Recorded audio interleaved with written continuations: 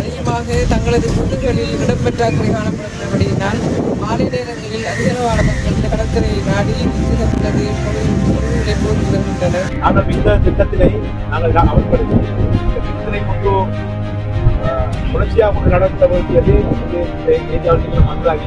கடற்கரையோர பூங்கா அமைப்பு வேலை திட்டம் கரையோர பெருநில திணைக்களத்தின் ஊடாக நிதி ஒதுக்கீடு செய்யப்பட்டு இவ்வேலை திட்டம் இன்றைக்கு ஆரம்பிக்கப்படுகின்றது.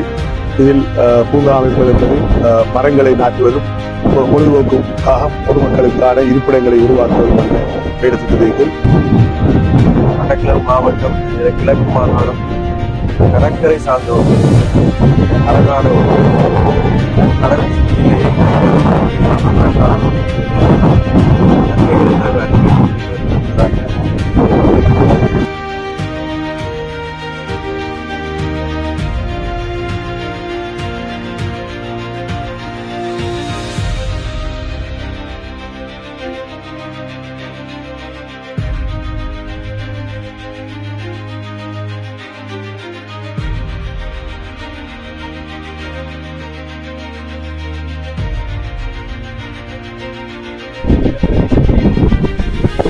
நம்பகமான செய்திகளை உடனுக்குடன் தெரிந்து கொள்ள ஸ்பாட் நியூஸ் 24 முகநூல் பக்கத்தை பார்வையிடுங்கள்.